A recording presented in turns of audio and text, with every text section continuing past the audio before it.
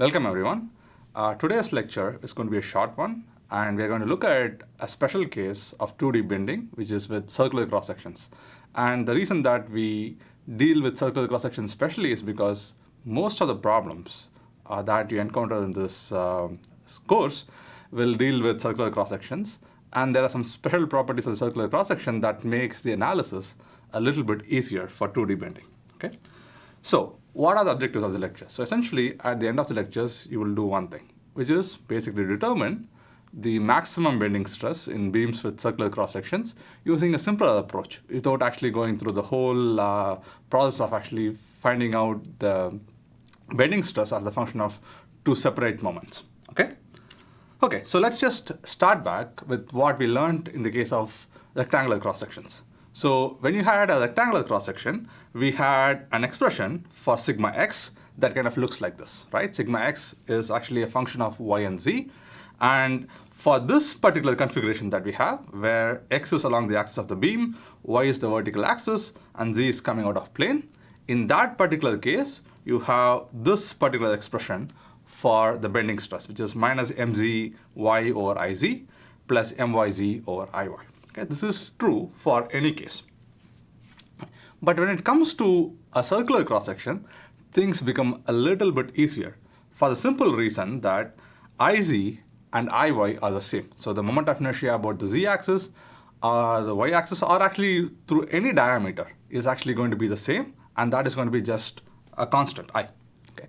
And now, once you have that simplification, then essentially the formula for sigma x becomes a little bit more easier. And if you recognize the fact that this mz, which is the moment along the z-axis, is nothing but mr cos theta, and my, the moment along the y-axis, is mr sin theta, where mr is the resultant moment on that cross-section, then things become even easier, because once you combine this fact with this fact and then put it into this equation here, then your sigma x of y comma z actually becomes simpler. So it becomes mr over I times z sin theta minus y cos theta. Essentially, you can pull out this equation, this particular term, out of the bending stress term. Okay. But why do we do this? The reason that we do this is because if we now make a coordinate transformation, then essentially we can make this two terms into a single term. Okay? And that is done by using this particular coordinate transformation. So what we do is we start with this yz coordinate system, and this is the cross section of the beam. Now what we're doing is we are going to define a new coordinate system, z prime y prime. Okay? And the special property of this particular coordinate system is that the z prime axis is oriented along the resultant moment acting on that particular cross section. So z prime is oriented with mr, and of course y prime is perpendicular to z prime. And why do we do this? If we do this particular coordinate transformation and now analyze this problem in the z prime y prime coordinate system, what you will find is that the stress, the bending stress, which is again sigma x, as a function of z prime and y prime, actually takes a much simpler form. It is just minus mr times y prime divided by I. Okay? And if that is the case, then you can easily see that when you have this y prime, the maximum value of that is going to be c, which is the radius of the cross section. Then the sigma x max in terms of magnitude is going to be nothing but mr times c over I. Okay? And if you look at this formula, minus mr y prime over I, is actually very similar to the formula that you had for 1D bending.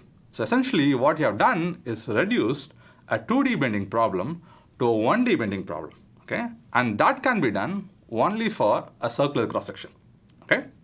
That is the reason why we go about doing this transformation. Okay? Now, if you know mr, you can find my and mz.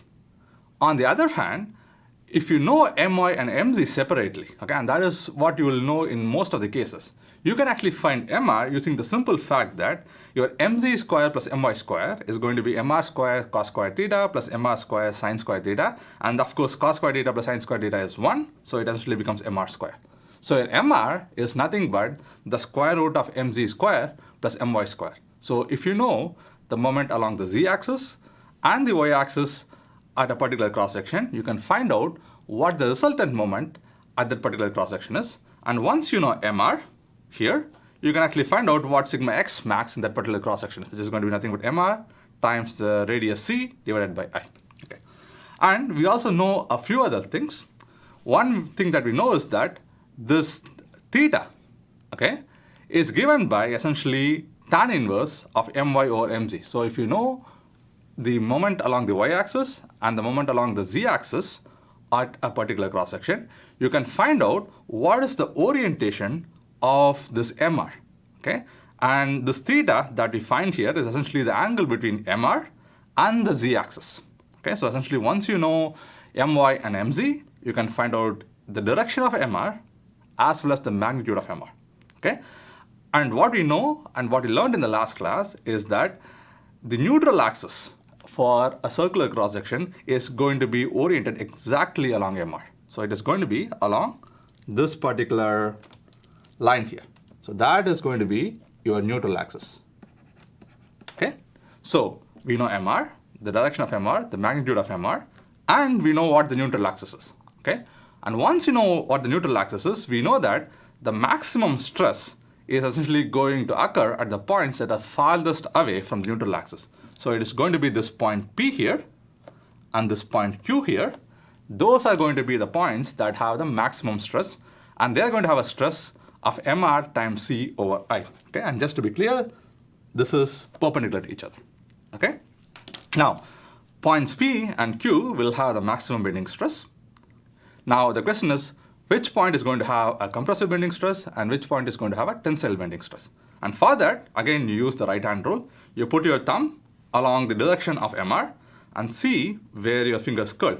So in this particular case, if you do that, your fingers are going to push into this point P, okay? And which means that point P is going to be under compression, okay? So point P will have a stress of MR times C over I with a negative sign.